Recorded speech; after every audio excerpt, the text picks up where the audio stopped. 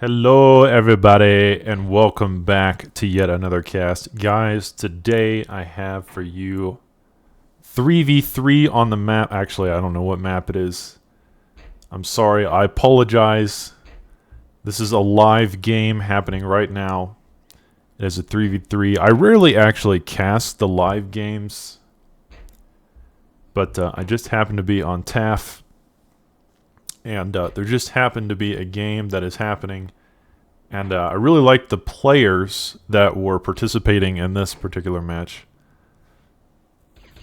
The map is kind of interesting, too. I've cast it before, I just don't remember what it's called. But it's like a 3v3 map, and it's pretty open except for the fact that you have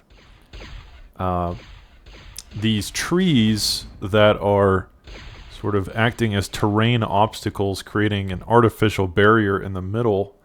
You can see there's a bit of a scout skirmishing going on at the moment. But they don't really show up on the mega map, but they are there. But these can be burned down, so you can make Smokey the Bear quite upset on this map and actually create a red flag warning from the National Fire Institute, or whatever it's called. But let's introduce the players real quick. Or no, National Fire Service, maybe? Something like that. Here in yellow, Lemonkainen. This man is just a machine. Here in green, Stagnation. Very strong player as well. And in orange, Angel 19. It's a regular on the Game Ranger servers. In blue, we have who I like to call PJ Soldier, but I guess it's PL. Alright, I apologize. I'm dyslexic. I'm not really dyslexic, but sometimes it feels like it. I'm sure it feels like it for you guys. And light blue, Walker, who of course needs no introduction. This is a very good player when he wants to be, when he's playing at full power. And of course, Thanos with the Infinity Glove. So guys, not only do we have some very good players in this game, but also very well-balanced teams. This is on patch 9.97. It just came out a couple days ago. And there was a new feature they added called Auto Team, which allows you to choose your teams much more easily in the lobby. So I think from here on, we're going to see much closer and more action-packed, interesting games than we have in the past. This new feature, Auto Team, has just been absolutely amazing. I have to say, as both a player and a caster, the games have been so much more high quality. So you gotta love the fact that they're still working on this game. Even after all these years, there is still love and effort being put into this game that was made in 1997, believe it or not. This is an old game, guys. I've been playing it since it came out over 25 years ago now. So this game still getting tons of love even after all this time, and it absolutely deserves it. One Pee-wee will make it through of Mr. Stagnation, but it doesn't seem like it'll get too much done. A couple well-placed missile turrets will surely be more than enough to clean that up. But in any case, a very, very balanced game, I think, and lots of good players. 2 rows of forests, kind of as artificial obstacles. It's funny that I say artificial because technically the trees would be natural obstacles, but they're artificial in the sense that the map maker puts them there such that they can be burned down and make a lot of make a lot of people very angry for burning down the forests in such a callous and inhumane way, and certainly we will be seeing that in this game. I think both teams will be burning down these forests as soon as they can, just to give them better access to the map. But early on, they are harder to burn down until you get certain units like pyros with their flamethrowers are good at doing it. Anything with flames is great. So again, this is happening live, so I can't tell you who's going to win. I have no idea what's going to happen. But like I said, with this new auto team feature, it's worth casting live games more often just because the teams are going to be even much more of the time. Guys, the way that we have done it for over 25 years, most of the time is just picking random teams. So that means you let the game auto decide teams based on random, like some kind of random generator. And so, as you can imagine, most of the time that doesn't create for the best games. The auto team feature is still random, but you're choosing the teams beforehand, and so if the team is too lopsided, you can kind of do a re-roll, and that still creates situations where obviously one team can be better than the other, but because you're getting to see the outcome before the game starts, you have a lot more agency in choosing teams. Like if you understand the player skill pretty well, you can make relatively informed decisions, where before it was truly random. Like you had no choice in it. The game starts and the teams are just completely random, and you just hope that they're relatively balanced, but it's really just a flip of the coin, roll the dice. Use your analogy. A Vandal here. We don't see these too often. A few of these by Walker. We don't see Vandals that often. They're like the T1 light artillery vehicle. The reason we don't see them that often is because typically, especially in these big team games, you want to get to T2 as fast as possible. T2 artillery much stronger. But these will chop down the trees. The Green Party people watching my channel right now are certainly raging. They're not happy with this at all. Destroying the forest with such reckless abandon is Walker. And speaking of T2, Lemminkainen already there. Lemminkainen's playstyle, at least in these team games, seems to be to tech up as soon as possible. I was just watching a game that he was in, and he was on T3 very quickly. And then I played a game with him. He was also, I think, the first player on T3 as well. So Lemminkainen, known for his ability to tech up. But Lemminkainen isn't the kind of player, like some people I won't mention, that just techs up without thinking. He will, like for example, you know, as you can see, he built some light laser towers. He had tons of storms, and now can. So Lemminkainen does not sacrifice his safety or his team's safety to tech up. He still uses his common sense, which is really all you can ask for in a kind of a TRP game. TRP, short for the Rat Pack, a clan in Total Annihilation that's been around for decades, I think, that is known for these huge Clown Fiesta games that teamwork is not required, it is only recommended, if that makes sense. But Lemminkainen, a very good player. He will not abandon his teammates in order to tech up. He won't just kind of be playing SimCity. As you can see, he's still participating here. Walker frustrated a little bit because his teammates don't seem to be participating nearly as much. Walker really kind of was on his own here.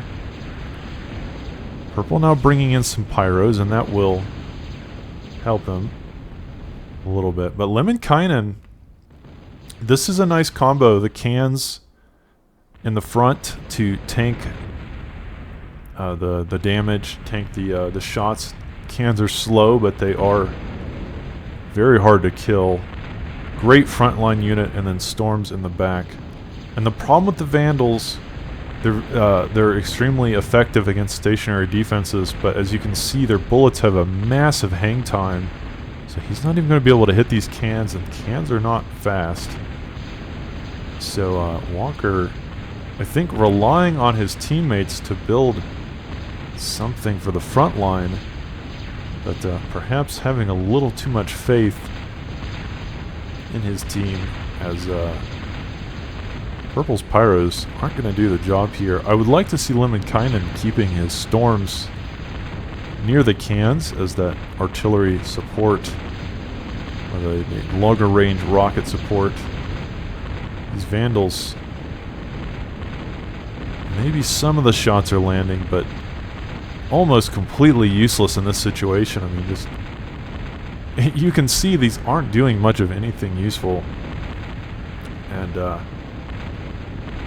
this is why you don't see them very much. They're really only good at one thing, and that's hitting stationary defenses. But in this situation, Lemminkainen feeling a bit unstoppable. Thanos bringing out his Infinity Glove here, pressing the purple Power Stone, or activating the Power Stone, getting some cans to try and stop this aggression. But these Vandals, I mean, it's pretty. It's kind of like watching Christmas or a fireworks show, but I mean, it all truly amounts to nothing. This is not the unit you want in this situation. Anything would be better than this, I think. But nonetheless, this team is finally helping, but you can see they have broken through the left side, and the southern team perhaps in a bit of trouble, as blue will slowly advance on orange's position with some Zeuses and Rockos. Now, the Zeus is the arm equivalent to the can. They are the the tanky front line, the beef boys, the beefcakes. They are the soldiers of the ARM K-Bot, T2 K-Bot, and the Rocco, of course, the equivalent of the Storm. And so blue has a similar idea as Lemminkainen with this combo here of Zeus and Roccos, but orange a little more defended than was Walker or Thanos. So this may not work as well. However, he does seem to be breaking through. These Dragon's Teeth offering some protection, but maybe not enough. Blue will break through that part.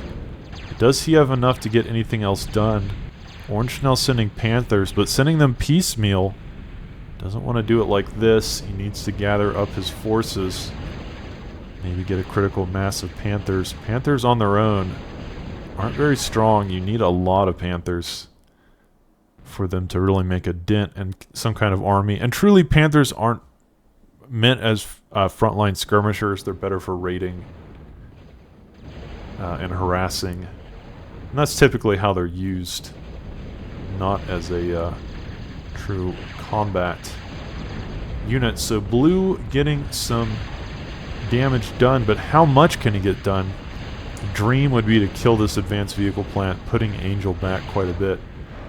But Angel bringing his commander now, and perhaps the D-gun could save him. He could also lose his commander. He's got to be careful. Blue hovering out of range of the D-gun with this upgraded geothermal, creating maybe just enough distance to push the Zeus's back and save Orange from losing his base, or at least losing the advanced vehicle plant. Super difficult situation to be in. But yeah, both teams, nice little raiding attempt on each side. Walker's still with these Vandals, creating a nice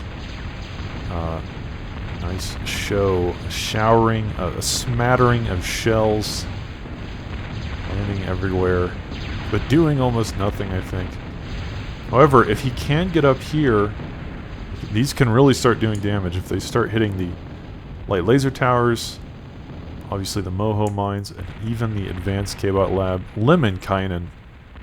How does this man do it? Already upgraded all his Mohos. And we're not even 20 minutes into the game. He is super quick, so Lemminkainen definitely going to have the best eco.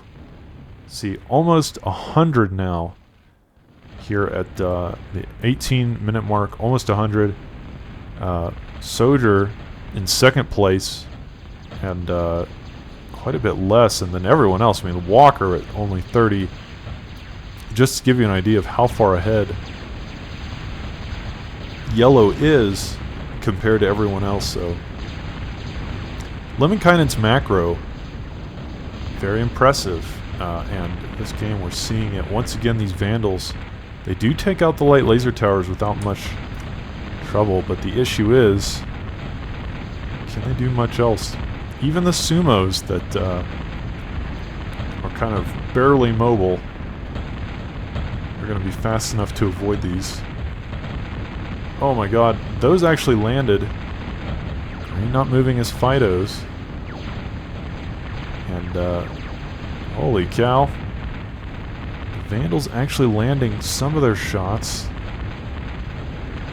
But with Pyros coming through and Sumos in the back, Walker will be forced to retreat. Again, Walker only on less than 30 metal per second, which is really not Walker's preferred style. Walker will typically try to tech up quickly.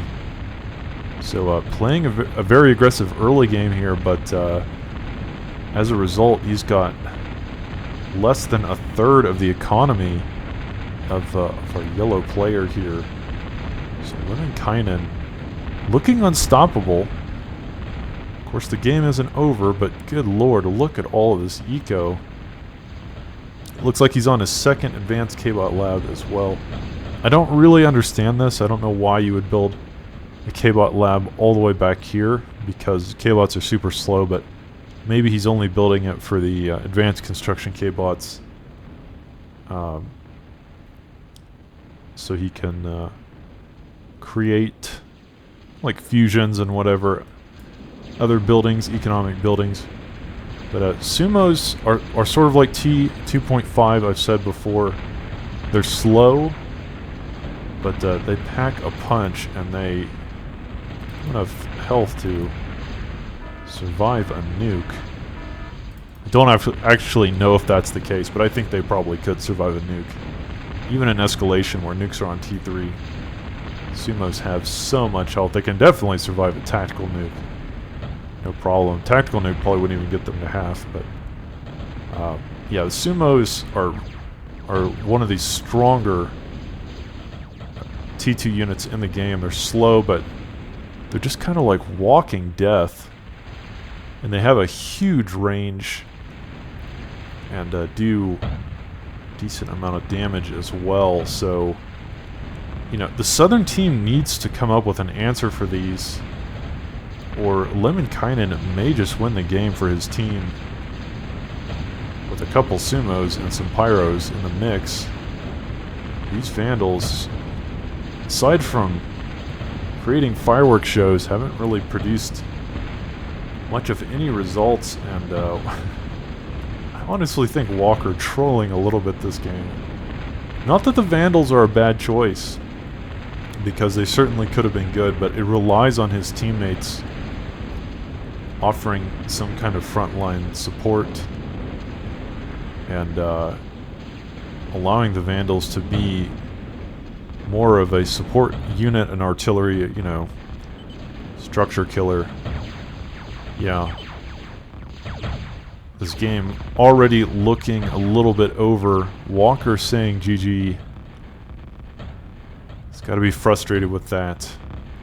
Seems to be like a lack of communication.